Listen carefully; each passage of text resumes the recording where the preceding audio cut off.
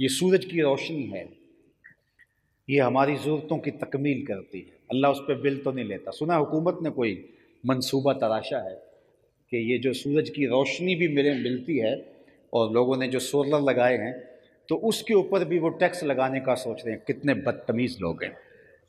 وہ کوئی انسان ہوگا جس نے یہ سوچا اور مشورہ دیا؟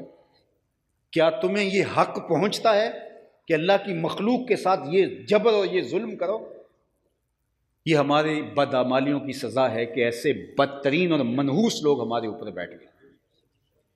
یعنی یہ بات بھی کیسے کی انہوں نے، اور یہ سوچا بھی کیسے کہ یہ سورج کی روشنی اور یہ چاند کی چاندنی اور یہ چلتی ہوائیں اور یہ موسموں کا تغیر، یہ اللہ اپنے کرم سے کافروں کو بھی دیتا ہے، جو اسے نہیں مانتے ان کو بھی دیتا ہے۔ کبھی اس نے سورج کو نہیں کہا کہ یہ میرے نافرمانوں کا گھر ہے، تیری کرنیں اس کے آنگن میں نہیں جانی چاہیے۔ کبھی چاند کو منع نہیں کیا کہ یہ کافروں کا گھر ہے، اس میں تیری چاندنی نہیں بکھرنی چاہیے۔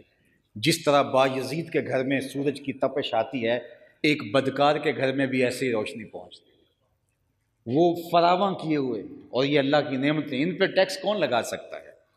لیکن جب اللہ عقل چھین لے، فہم اور ادراک کا نور انسان سے رخصت ہو جائے تو پھر انسان نہیں رہتا۔ دیکھیے ماضی کے اندر قوموں کی شکلیں تبدیل ہوئی تھیں۔ آپ نے پڑھا کہ قردۃ خاسئین کونوا قردۃ خاسئین، دھتکارے ہوئے بندر بن جاؤ۔ وہ خنازیر اور بندر بن گئے، شکلیں تبدیل ہو گئی۔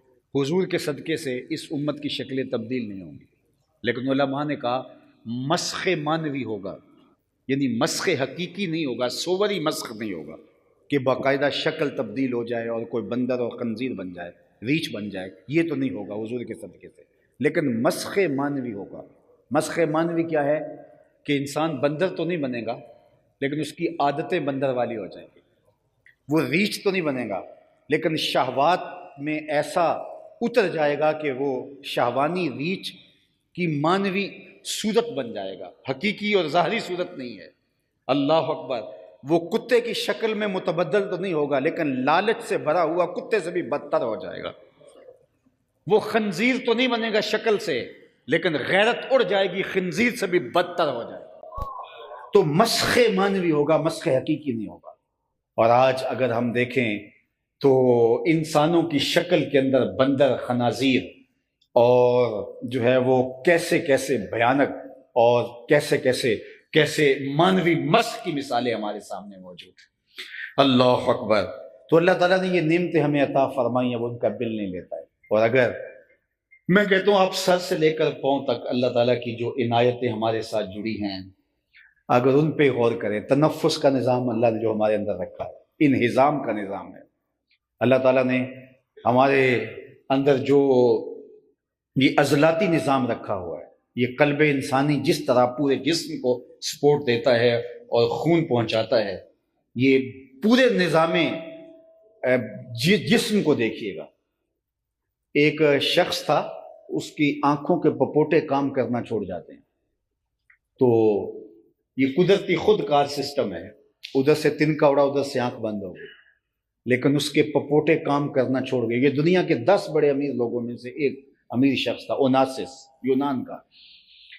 تو ڈاکٹر سلوشن ٹیپ لگا کے اس کی آنکھیں بند کرتا، اور اس نے کھولنی ہوتی تو سلوشن ٹیپ لگا کر اس کی آنکھیں کھولتا۔ تو کسی نے اس سے پوچھا کہ تیری زندگی کی سب سے بڑی آرزو؟ اس نے کہا اپنی آنکھیں اپنی مرضی سے کھول سکوں۔ تو کہا اس کے لیے اگر تمہیں کوئی دولت لگانی پڑے تو کتنی دولت لگانے پہ تو آمادہ ہے؟ اس نے کہا ساری دولت جھونک دوں گا، کاش کہ اپنی آنکھیں اپنی مرضی سے کھول سکوں۔ میں اور آپ تو اپنی مرضی سے آنکھیں کھول، قدر نعمت زوال نعمت کے بعد ہوتی ہے۔ ہمیں پتہ نہیں ہے کہ ہمارے رب نے ہمارے اوپر کتنی کرم نوازی کی۔ اگر ہمیں احساس ہو جائے کہ اس کا لمحہ لمحہ کرم ہمارے اوپر ہے، تو شیخ سعدی فرماتے ہیں ایک سانس پر 2 شکر واجب ہے۔ سانس خیریت سے اندر چلی گئی تب بھی شکر کرے، اور خیریت سے واپس پلٹ آئی تو تب بھی شکر کرے۔ اگر یہ پلٹ کر واپس نہ آئی تو دنیا بھر کے ڈاکٹر اس سانس کو باہر نہیں لا سکتے، اور اگر اندر جانے سے رک گئی تو دنیا بھر کے ماہرین جڑ کر بھی اس سانس کو، ایک سانس کو اندر نہیں دھکیل سکتے۔ کہا ایک سانس کے جانے پہ بھی شکر ہے، واپس آنے پہ بھی شکر ہے۔ لمحہ لمحہ اس کا شکر، لیکن انسان ناشکرا ہے، تھوڑی سی تکلیف پہنچے تو گھبرا جاتا ہے اور واویلا مچا دیتا ہے۔ اور آج ہم نے دیکھا ہے کہ تھوڑی سی تکلیف پر ایسی ایسی باتیں کرتا ہے کہ اللہ یاذ باللہ، تو اللہ تعالیٰ نے اللہ اکبر چارہ ملا ہے یا نہیں ملا، بھوکے ہیں یا ان کے پیٹ بھرے ہوئے ہیں، صبح کے وقت انہوں نے مجمع میں گھسنا ہے تو گھوڑے صبح کے وقت موجود پائے۔ اللہ فرماتا ہے جو اپنی ڈیوٹی پر سحری کے وقت موجود ہیں ان مجھے گھوڑوں کی قسم، اور جو ساری رات اللہ کی نعمتیں کھا کے صبح فجر کے وقت اٹھ پہ مصلی پہ کھڑے نہیں ہوئے، وہ کنود اور ناشکرے ہیں۔ اللہ اکبر، وَإِنَّهُ عَلَىٰ ذَلِكَ لَشَهِيدٌ، اور فرمایا اس پر کوئی دلائل دینے کی ضرورت نہیں ہے، وہ خود اس بات کا گواہ ہے کہ وہ ناشکر ہے۔ اللہ اکبر، وہ خود جانتا ہے۔ یہ زبان تو جانوروں کے منہ میں بھی رکھی ہوئی ہے، بیل اور گدھے کے منہ میں اور باقی جانوروں کے منہ میں بھی اسی طرح ملتی جلتی زبان ہے، لیکن وہ حرف اور لفظ ادا نہیں کر پاتے۔ لیکن زبان کا طوطی بولتا ہے اور حکمت کے موتی رولتا ہے، لوگ سننے کے لیے دم بخود ہیں۔ تو شوخی گفتار کے تذکرے، جناب کیا شیرینی ہے لہجے میں، کیا خوبصورت زبان ہے۔ تو یار اس طرح سے ملتی جلتی زبان تو دوسرے جانوروں کے منہ میں بھی رکھی گئی ہے، تو حضرت انسان کے منہ میں رکھی گئی زبان کو اگر وہ قوت گویائی نہ دے تو پھر یہ تو ایک حرف بھی ادا نہ کر پائے۔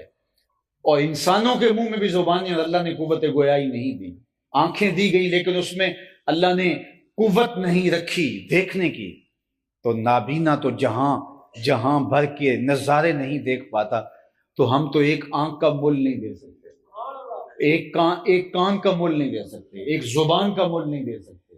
کسی نے کہا کہ مجھے اللہ نے دنیا پہ دیا ہی کیا ہے، غربت نے مار دیا مجھ کو۔ اس نے کہا میں تجھے دیتا ہوں، کتنے چاہیے تجھے؟ اس نے کہا مجھے اتنے کروڑ مل جائیں، تو کہا میں تمہیں اتنے دے دیتا ہوں، یہ ایک آنکھ مجھے دے دو۔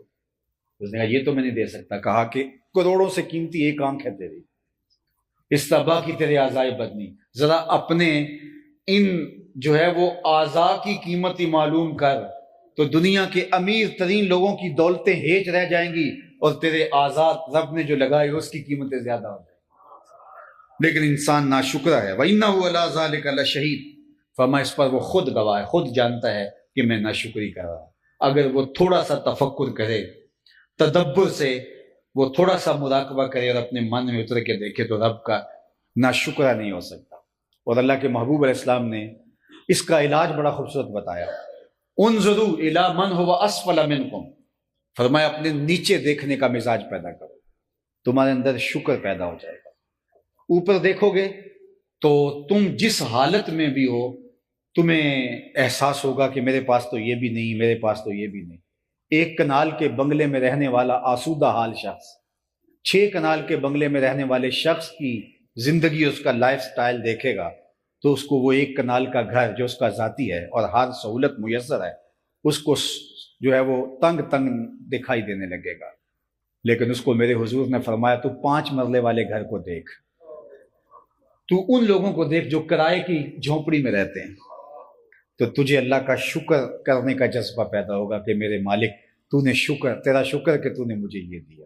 اوپر دیکھو گے ٹوٹ جاؤ گے، نیچے دیکھو گے تشکر کا جذبہ پیدا ہوگا۔ سعدی شیرازی علیہ رحمہ فرماتے ہیں میں دمشق کی جامع مسجد میں نماز جمعہ کے بعد واپس پلٹ رہا تھا تو میرے کسی نے جوتے اٹھا لیے اور میرے پاس اتنی رقم نہیں تھی کہ نئے جوتے خرید سکتا، تو ننگے پاؤں بازار میں جا رہا تھا۔ دل میں ایک لمحے کے لیے خیال آیا کہ دنیا تجھے اتنا بڑا امام مانتی ہے اور تیری حیثیت یہ کہ تو ذاتی جوتے خریدنے کی استطاعت مالی بھی نہیں رکھتا۔ یہ سوچ ہی رہا تھا کہ آگے سے ایک شخص آیا جو رینگتا ہوا آ رہا تھا، اس کے پاؤں ہی نہیں تھے۔